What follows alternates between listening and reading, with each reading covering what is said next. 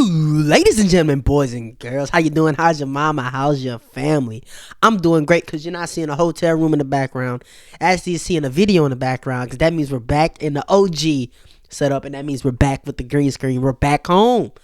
This is the first video I'm recording in 2025, and it feels great. The juices are flowing. The creative juices are flowing. Whoa, hold on now. But look, you see my eyes. Allergies kicking my butt. It ain't a yerky. I ain't been rolled one. Believe me, allergies going crazy. You probably hearing my voice. We still gonna get these videos out because we need 2025 to be a very, very productive year. Before I stop yapping and react like only I could do, help out the algorithm. Like, comment, subscribe, share this to somebody. I know they'll enjoy it just like I know you will. Today we got 10 changes the UFC needs to implement in 2025. Hopper MMA. I'm gonna sit back. Let him take it away. The UFC have had a pretty good 2024, but I've got 10 changes that I think the UFC should implement in 2025 if they want to take it to the next level. They want to make it the best it could possibly be. And just 10 changes that I think would change the UFC and just MMA as a whole if the UFC were to implement these things. And we'll go in there with number 10, and this is in no particular order. At number 10, we need to sort out the judging system, proper judging and reffing system. We've had too many close fights this year that have ended up being called a robbery. We've had too many bad decisions that I feel like we should. Well, there are some bad decisions. It's crazy I stopped one right there. That is a bad decision. But we as fans got to stop calling close fights robberies. Because if it's a close fight, that means more time than like a very, very close, like DDP and Sean Strickland. That means it could have went any other way. And if it could go either way, how could somebody be robbed if it was that close? You know? A robbery would be if Izzy got his hand raised against Sean Strickland. That's a robbery.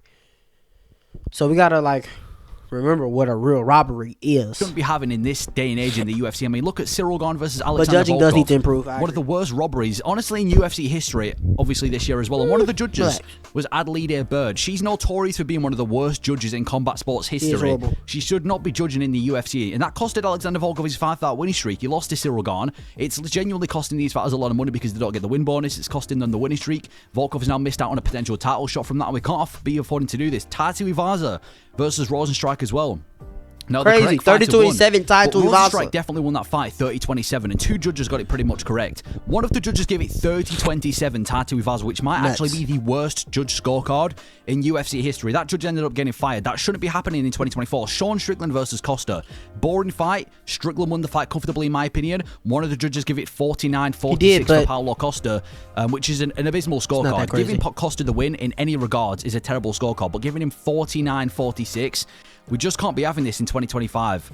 Just in this day and age of the UFC, this isn't boxing where we can get away with rigging and just giving these terrible robberies. This is the UFC. The whole point of the UFC, is to put the best versus the best, and I feel like we can't be afford to be having these really close decisions where anytime, I don't know about you guys, but anytime I see that screen straight down the middle, fight on this side, fight on this side, it's gonna be a split decision, and it's like, oh shit, who's gonna I don't know, goes to the judges' scorecards. We're debating whether it's going to go to the right guy or not. And it's to the reffing as well. We've had terrible referees this year when Chris Weidman eye-poked Bruno Silva and the ref stopped the fight and gave it to Weidman. Herb Dean in that fight with O'Malley and Merab, where he kept talking to Merab and threatening Merab and warning Merab over things that he shouldn't be warned over, and just so many bad referee moments throughout the year.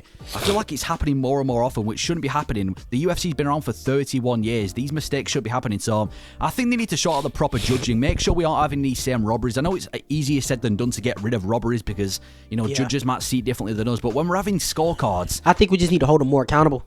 Have them do media. I say the same thing about the NFL and the NBA. Make them do media days. Make them answer questions after fights, before fights. Hold them more accountable. Like we did against Cyril Gane and Alexander Volkov and a bunch of robberies that we've had this year. And the reffing mistakes, fire their ass whenever they 31 years into the UFC. It needs sorting out, in my opinion, and whatever. They need to come up with a system to get rid of this whole thing coming into 2025. The next one is that we need to keep making the best versus the best. And I'm glad that the UFC have started off 2025 with fights like Sarukian versus Makachev and Merab versus Nurmagomedov. In late 2024, we saw the likes of Merab and O'Malley, and Umar and Sandhagen. And we've seen the best versus the best, the number one guy facing the champion. That's what UFC fans want.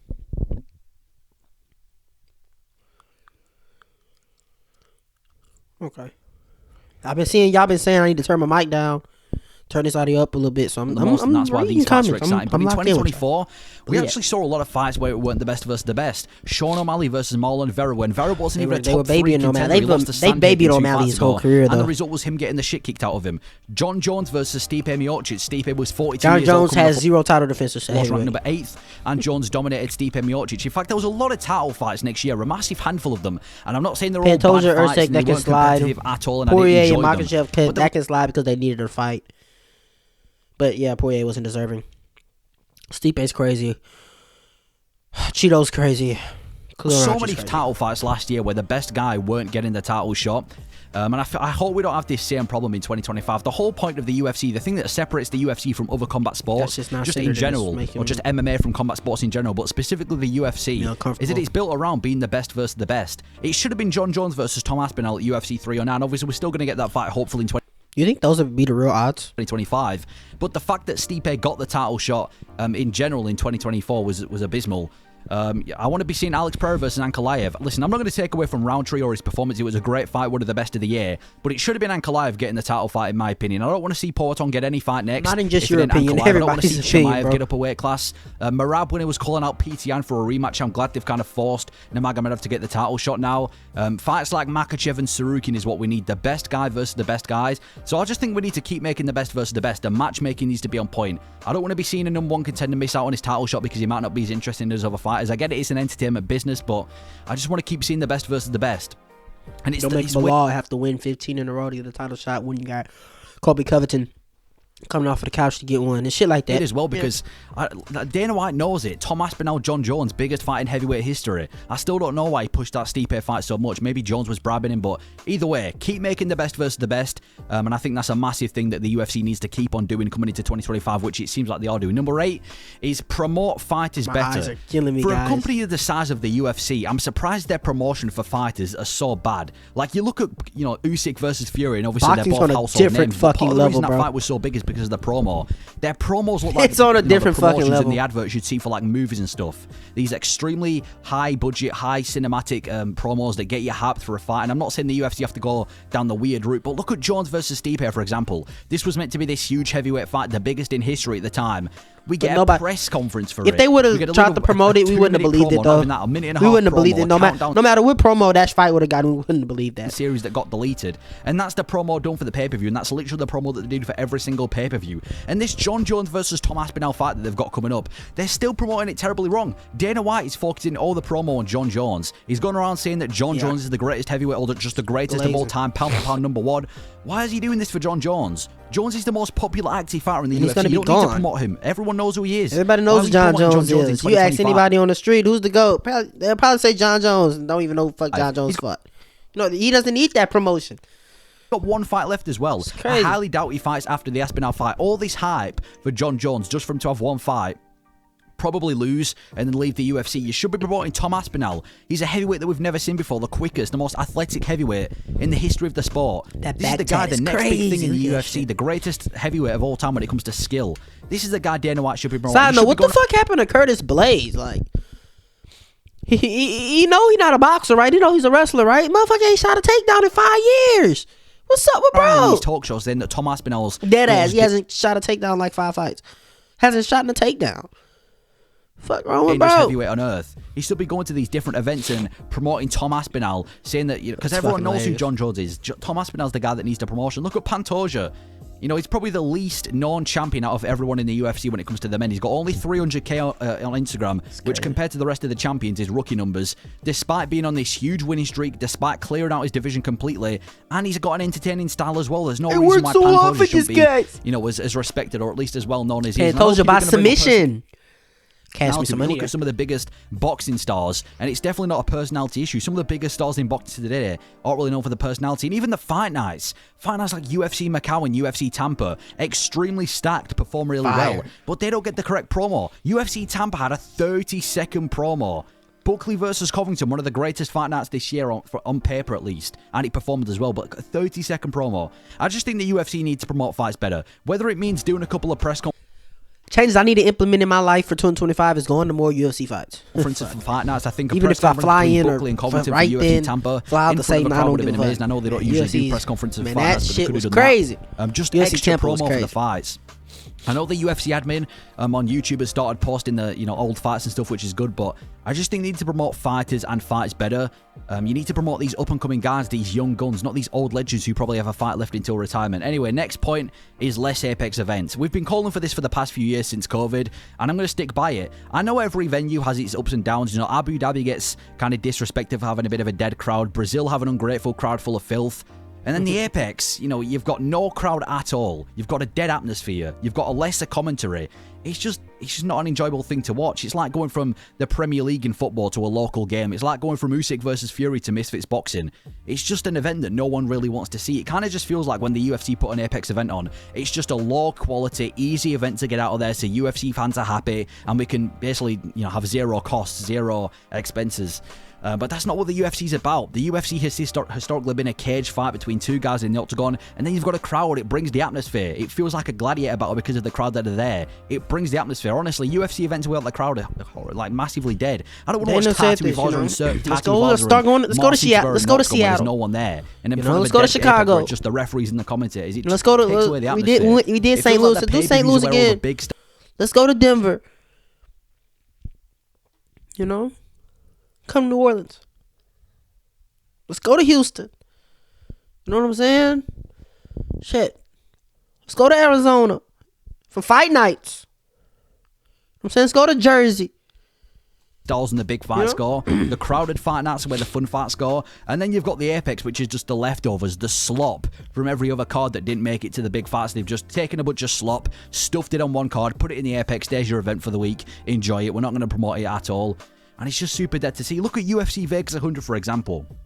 In my opinion, a really good card. A bunch of finishes throughout the card, a bunch of knockouts, a bunch of massive moments. Look how many finishes were on this card. For a fight night, this was an amazing card, and it was not memorable at all. Was it because of the fighters themselves? Was it because of the fight card? No, it was because it was in the front of the Apex. I didn't even. Had this been in front of a crowd, the only fight I card I guarantee didn't people watch will be calling UFC Vegas 100 my birthday's one of the November best 10th. fight night cards this year. I was at LSU versus Alabama. Could have been in front of a crowd as well. You've got Protez, Crips this huge welterweight prospect. I'm an LSU fan. Fights like UFC Tampa, UFC Macau, Saint Denis versus Moicano. These cards are so good. These fight nights are so good because they're in front of a crowd. They're not in front of the Apex. They've got an atmosphere there. It feels like a pay-per-view. Manel Cat versus Brandon Royval. Why is that in front of the Apex? That should be in Denver, where Royval's from. Two big flyweights, potentially a #1 contender fight. Sticking in front of a crowd. Gregory Rodriguez versus Jared Cannonier, an up-and-coming versus a veteran. Why is that in the Apex? Put it in Dallas, Texas, where Cannonier's from. I don't want to see Byrne versus Rebus in the Apex. No one cares about that. Go to China again. Go to Australia again for a fight night. Go to the UK again. I know they've got one in London in February, but the point I'm trying to make is less Apex events. I thought the UFC were trying to shy away from Apex events. We're not even in 2025, and they've already announced like 5 cards for the Apex, so I'm hoping the UFC slowly move away from the Apex. They are the worst events that you can possibly get, and none of them are ever stacked as well, which is another issue. Anyway, number 6 is we need to stop cutting the wrong fighters, in my opinion. In 2024, some of the more popular cuttings in 2024 was Mohamed Makayev, Mateusz Nicolau, Alexander Romanov, Rodrigo Nascimento, Rebellis Despair. Makayev, Mateusz Nicolau, Alexander Romanov, Rodrigo Nascimento, Rebellis Despair. I'm trying to get it with everybody on the what you call it. Because, shit. Hold on. Nicolau, that's tough. That is pretty fucking tough because, he's not a bad fighter. We obviously know Mohamed Makayev. Rebellis to Spain deserved it. 36 going on 37. Suck. Back to Taekwondo competitions. Go back to kickboxing. Striking isn't even that good. He just hits hard as a bitch. His striking isn't even that good. Damn, what's his name? Cuttings in 2024 was Mohamed Makayev, Mateusz Nicolau, Alexander Romanov, Rodrigo Nascimento. His ass could go. You straight. Rebellis Despair. Makayev was 13-0 undefeated. Was on this big winning streak in the UFC. Top 5 opponent in the UFC decided to cut him. Mateusz Nicolau, yes, he was on a 3-fight losing streak against top opponents. But before that, he was a ranked contender, and he still was at the time of getting cut. And he was a big contender in the flyweight division. Alexander Romanov, coming off a win, had more wins in the UFC than losses. He gets cut from the UFC. Rodrigo Nascimento, he was on a 2-fight losing streak, main event at a fight night, and before that was on a 3-fight winning streak. And these are the guys getting cut. But we've got guys like Junior Tafa, who's still in the UFC despite being 2-3. And 2 of those losses coming by way of finish. And he's, Parker Porter and Sean Sharp, brother, you gotta go. Sean Sharif. You've got Lucas Brzezinski, who's 1-5 in the UFC with 3 knockout losses in the first round. He's still in the UFC. CJ Vergara as well, who's in the UFC, but you're going to go and cut Matej. CJ Vergara's a good fighter. You're cutting the wrong fighters, in my opinion, and it's happening in the flyweight and the heavyweight division. You're going to cut CJ Vergara's a good fighter. Ramazan Tamirov, Asu Almabayev, Tatsuro Taira, Ode Osborne. What the fuck are you talking about? So he's just a good fighter. You're cutting the wrong fighters, in my opinion, and it's happening in the flyweight and the heavyweight division. Yeah. The 2 divisions where there needs to be more fighters than ever because they're 2 very shallow divisions. Everybody call Hopper a casual. Makayev? He could have been the next contender in the flyweight division. Why are you cutting Matej Nicolau? Why are you cutting Romanov and Nascimento? Fair enough, those 2 guys are extremely boring, but at least you could have used like a Mick Parkin or a Shamil Gaziev to, build a name off Nascimento and Romanov, in my opinion. We should be cutting the right guys. Look at Rebelis Despain. Send him to Dagestan. Teach him how to, shoot a double leg takedown. Teach him how to defend the takedown. And that's up to him. Tafa to go to Junior fucking... Tafa to him. Get rid of Junior Tafa. Chill. Let Rebelis Despain knock him out, and then he's back in the winning column as this big heavyweight prospect, which we needed. So they need to stop cutting the wrong fighters. I don't have a problem if the UFC are going to be strict about who they cut and the talent that they have in the UFC. But if you're going to cut fighters, why are you cutting Matej Nicolau, who's a top 10 opponent? Why are you cutting Mohamed Makayev? You need to be cutting the fighters at the bottom of the barrel, don't deserve to be in the UFC. This might even sound harsh, but cut Tony Ferguson. What value does Ferguson bring to the UFC anymore? It's just not. It's just him getting beaten for no reason. So I think we need to stop cutting the wrong fighters. Number 5 is keep bringing in external talent. This kind of ties in my point with the divisions like flyweight and heavyweight being quite dead. So we need to stop bringing in external talent. And we've had some good examples of this year.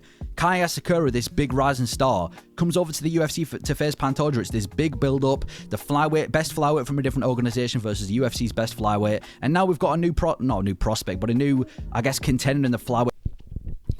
Hey, my take is aging very well. The best flyweight in another promotion, Ryzen, probably isn't a top 10 flyweight in the UFC. Now, there are some people he'll beat Amir Abazi. He'd beat Alex Perez. He beat Tim Elliott. Is he beating Tajir Ulanbekov? I don't know about that. Is he beating Charles Johnson? I don't know about that. Brandon Moreno? I'd vote no. Brandon Royval? I'd vote no. We see what Alexandre Pantoja did. Made it easy. Kyle France? I'd vote no. Tatsuro Taira? Hell no. Manel Kopp? I'd vote no. That's a good-ass fight, though. Manel Kopp versus Kyle Sakuda. Division after just having that fought already with Pantoja, and that was a successful move that I think the UFC did. MVP, everyone knew MVP, even obviously outside the UFC, because of how good he looked in like Bellator and things like that. Comes over to the UFC, has a really good performance against Kevin Holland, lives up to the expectations, and now he's a ranked fighter in the welterweight division, and he's got a huge fight on the horizon with Sharipov Magomedov. So bringing the likes of MVP over to the UFC was a smart decision. Should have done it earlier, if anything. Kayla Harrison, Olympic judo gold medalist, champion in PFL, comes over to the UFC against Holly Holm on UFC 300, ragdolls her, then beats Ketlin Vieira, and now she's going to be fighting for a belt in a division which actually needs contenders since Amanda Nunes left. So bringing over Kayla Harrison was the right thing to do as well. And I feel like they need to keep doing that in 2025. If they can pull off a Demetrius Johnson signing, that would be huge, because Pantoja versus Demetrius Johnson, you've got the greatest flyweight of all time versus the greatest flyweight of this era. I wouldn't even want to see it. Be a super fight in the flyweight division. Might even be the biggest flyweight MMA fight in history. It would, Demetrius Johnson coming back. I don't want to see an out of prime Demetrius Johnson fight Alexandre Pantoja to the UFC when he's more likely than ever to fight Pantoja. Would be a super fight. And if the UFC and DJ ain't making 125. Or in the heavyweight division, if they hadn't lost Francis Ngannou, imagine we had Jones, he can make it, Ngannou in the same division at the same time. This could have been the greatest era of heavyweight MMA in history had Ngannou lot left. And there's still a lot of names for the heavyweight division as well. Rico Verhoeven, arguably the greatest kickboxer right now in the world. He could come over to the UFC if you send him to Dagestan to defend a few takedowns. Mario Pinto, send him to Dagestan. Prospect in the heavyweight division from France. Vadim Nemkov, this big guy in PFL, 17-2. I actually think he'd be a problem for some guys in the top 15 of the heavyweight division. Oh, okay, top 15, sure. Dakota Ditcheva, she's from the UK, 14-0, which is impressive for a woman. 13 of them coming by way of knockout. She probably. I do know who this girl is. Damn, look at this player build. 10 wins by knockout. That's edited. Patchy Come Mix, on. Everyone knows Patchy Mix. 20-1, 15 finishes. Send them over to the UFC. UFC. Shamil Musayev, 20-0, undefeated, 14 finishes. Damn, look at his player We need to bill. keep bringing in external talent. PFL are doing a really good job of building prospects. If we can keep nabbing fighters from PFL and sending them over to the UFC in big fights, that's the best case scenario. Let PFL do the hard work, bringing them up, and then just steal them from PFL when the contract runs out. We need to keep bringing in external talent, even if it's from other organizations like we did with Bo Nickel when we took him from wrestling. Just bringing a big kickboxer over or a big wrestler over that's got a lot of hype would be good for the UFC. So keep bringing in external talent because some divisions need it. Number 4 is no women MMA main events apart from title fights for fight nights. In my opinion, we need to ban women MMA main events. I know there's some people that say we should ban women MMA all outright, and I don't really necessarily agree with that. I know it doesn't really bring much value to the UFC. I'm not saying we should ban the entire sport of women MMA, but I think with women MMA, it's mainly boring fights. The majority of women MMA fights are boring. I know it's a bit of a stereotype, but it deserves to be a stereotype because, I mean, the worst fight in UFC history is a women MMA fight between Esparza and Namajunas for 5 rounds. There's also a lack of finishes in women MMA fights as well. I actually calculated that in the last 34 women MMA fights, there was 25 decisions. Or just have your best woman, just have have a better criteria for women you allow in the company. If you want, I wouldn't say, come on, man, they can't just get rid of WMA. And yeah, there's some boring ass WMA fighters, but the Zhang Wei Lees shouldn't suffer for that. The Kayla Harrison shouldn't suffer for that. You know what I'm saying? So And only 9 finishes. Only I don't 9 know about finishes out this of one. 34 fights. Whereas in the men's MMA, last 34 fights, there were 22 finishes and 12 decisions. I know it's not like drastically different, but the point is, most women MMA fights tend to go to a decision. And I just think, hey man, don't get rid of WMA WMA fights. where it's going to be 5 rounds. A lot of money to be It's made just off not, of them. There's just not that much of an appeal for women MMA. I don't think anyone really looks forward to a fight night main event against Lemos and Jandaroba, or Dern versus Ribas 2, or Namajunas versus Ribas versus Namajunas, or Namajunas versus Cortez. You know, no one sat there during the week saying, I can't wait for the weekend to go and watch Lemos money to versus be made, Jandaroba. man. Oh, I know we had Usyk versus Fury last week, but Dern versus Ribas, that's a barn burner. No one cares as a main event. Strict on this. Anyway, number 3 is scrap Power Slap and create a striking league like ONE FC. The biggest criticism that UFC gets from other combat sports fans and just other sporting fans in general is the grappling. They don't like the grappling. They think it's hugging. They think it's a bit boring. And, you know, I can understand why they might think that. There are a lot of times in the UFC or just in MMA in general where grappling can be quite uneventful. So that's the biggest criticism that it seems to get. But however, we've got sports like kickboxing and Muay Thai that, you know, are literally designed to be striking without grappling.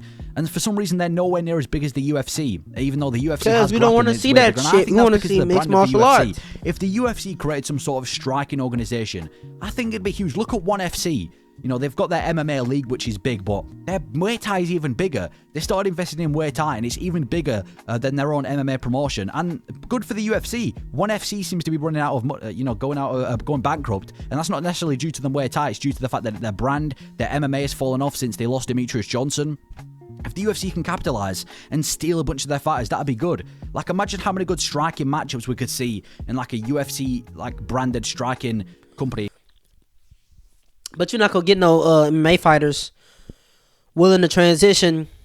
Like, I get it. There's a lot of you're not gonna see. We know Alex Pereira will probably be one of the greatest kickboxers in the world if the UFC did this division, but there's no way you're gonna see Alex Pereira transition to the fucking striking league. The fuck? I want to fight in the most prestigious league with the best fighters in the world.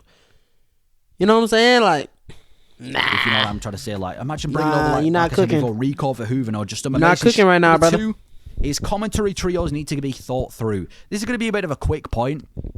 But commentary is definitely something that need to be worked. And I'm not going to say we need to sack this commentator or that commentator, but just the commentary trios in the UFC. Sometimes you can have a commentary trio and they work really well together and they put in a really good commentary performance. And then other times you can have a commentary trio that is absolutely abysmal to listen to and kind of ruin the event. I like the UFC pay-per-view trio between what's his name? John Anik, Joe Rogan, and DC. I think they're a perfect trio. They might not be perfect as individuals. They might not say the correct things, but I think as a trio, they work together really well. Or even the Apex trio between the likes of Paul Felder, Michael Bisping, maybe throw in, I don't know, maybe not Dominic Cruz, but like a John Gooden in there. I don't mind the Apex trio. But for example, cards like UFC Macau, the commentary was Laura Sanko, Michael Bisping, and John Gooden. And that might have been the worst commentary trio I've heard in UFC history. Damn. And I think that maybe not UFC history, that's a bit of a stretch, but the point I'm trying to make is I think there's two kind of categories for commentators. You've got main commentators, which I would say Joe Rogan, John Anik, DC, and Paul Felder. These guys kind of know what they're talking about. They are the best, definitely not the best, but these guys are the main commentators. They take over the conversation, they steer the commentary in the correct direction. And then you've got the lower commentators like Marco Bisping, Laura Sanko, John Gooden, and Brendan Fitzgerald.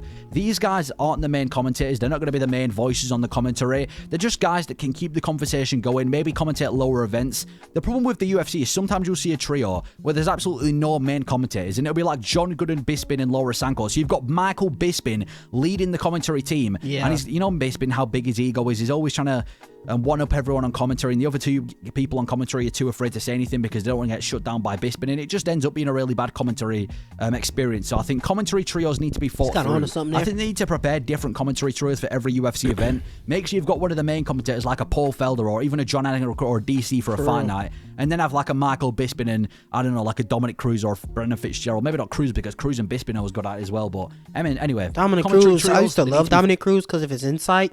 Because Dominic Cruz is so knowledgeable, but now, bro, nowadays, Dominic Cruz gets on my fucking nerves, bro. Number one, like I said, no particular order why this is number one, but allow grounded knees. I think they should allow soccer kicks too. Fuck. UFC should allow. I was originally gonna say soccer kicks, but I think that might be a bit too brutal. But I think we should be at least allowing grounded knees to opponents for the UFC. Obviously, we've had some new rules this year. We've had the grounded opponent where you have to have at least one knee on the ground rather than just a palm or a foot on the ground. And also 12 to 6 elbows have come back. And UFC, I say allow soccer MMA kicks. Fans have, they've liked this new rule. It makes the sport better. It shouldn't have been a bannage in the first place, but I think allowing grounded knees would be very beneficial from every aspect. It could be beneficial for strikers. It could be beneficial for grapplers. It's going to be better from the entertainment aspect of the UFC. Also, I say strip champions. Fuck all that. Strip champions if they don't want to fight the number one contender. That's what I'm saying. And Dana, make him fight the number one contenders. Because shit, Dana, you was letting John... You wanted John to fight Stipe more than John wanted to fight damn Stipe. Fuck. Knowing damn well Tom Aspinall the number one contender. So I say make these motherfuckers fight the number one contender. Unless they can't, barring injury. But you don't make them fight somebody else. Shit. Like,